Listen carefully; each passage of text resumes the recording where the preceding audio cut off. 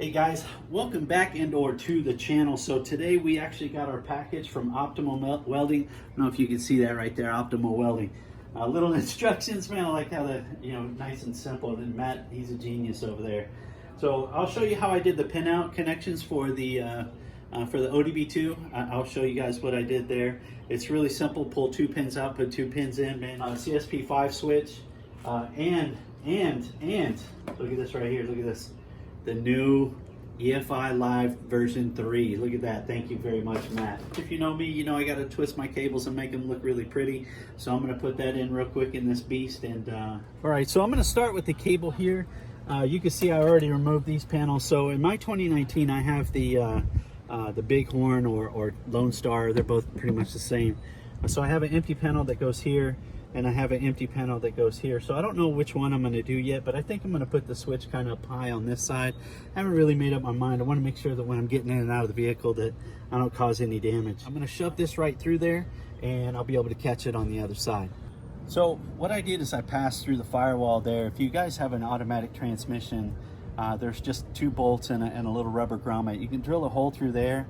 Audio guys know exactly what I'm talking about. I got a 0 gauge cable running through there right now. And all I did was just pass this along the side. There's some wire loom that comes along with it too, so you want to make sure that you have that. Here, let me show you what I'm talking about. Here's the connector. I don't know if you can see that right there. See that? That's the connector. It sits right back behind here. So all I did was take this cable up and then grab the connector, disconnected it, and I'll be able to plug into that, and I'll run zip tie and bring it back down this way. And if you look right here on the plug, I don't know if you guys can see that. It's pretty self-explanatory. Red goes where the red dot is, black where the black dot is, and it's gray, but that's where the white cable goes. Inside this clip, once you put your wires in, you see that red piece that's on the inside, you'll need to push that down. I highly recommend making sure that that these wires are in really solid before you push that back. What happened to me was the white one, apparently I didn't have it pushed in all the way, and I had to fish it through and grab it and get it to lock it into place. So all right, I'm gonna get this all connected up and show you what I did.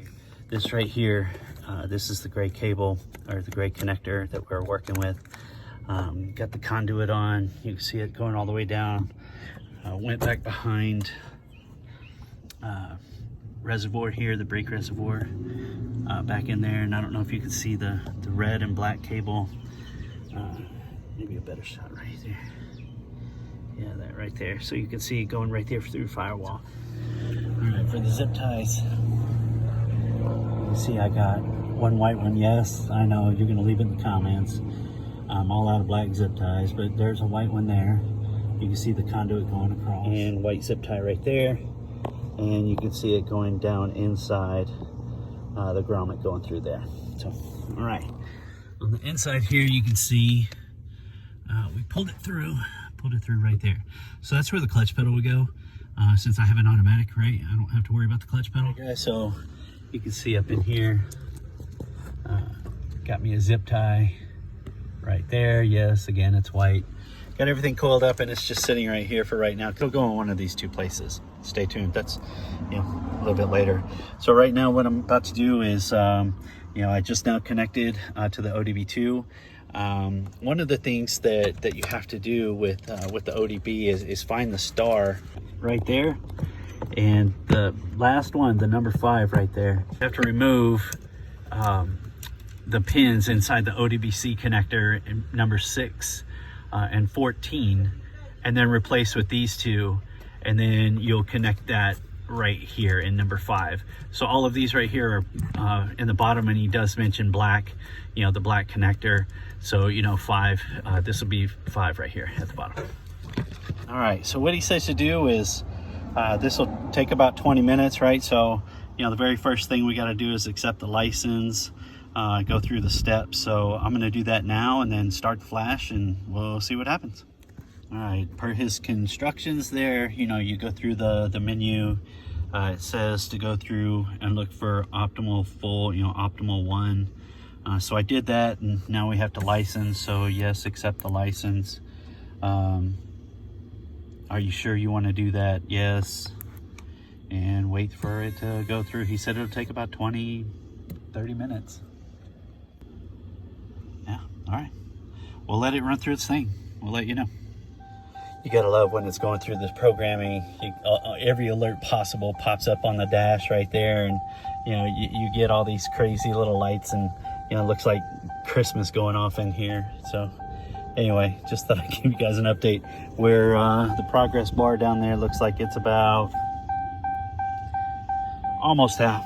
So looks like they provided this cool little template. I don't know if you can see that really well, but I decided I'm gonna go ahead and put it in this panel. It comes with this little template. I'm gonna even that template up, drill the 2 holes that it says, 3/8 and 1/8.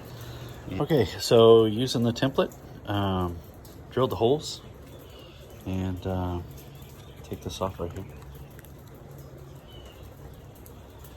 Got a 1/8 inch and a 3/8 inch hole, so let's go mount the switch. Okay, so I got everything installed. For those of you who've never seen it before, this is the beast right here. Let me show you the switch.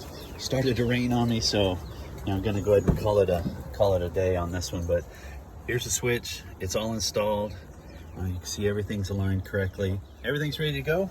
Everything's flashed up, and take it out for a test ride. I do have to get the exhaust saw. I know my garage is a mess. I have a 2015 exhaust here, and the 2019 exhaust from Flo-Pro here, and I have a ton of other pipes from the 2015 as well. So anyway, I've got 2 complete exhaust kits, so if I have a problem, I can I can cut something up and make sure that it works perfectly. But since it's raining, I won't be able to do that, and obviously that won't fit here, right? So anyway, till next time.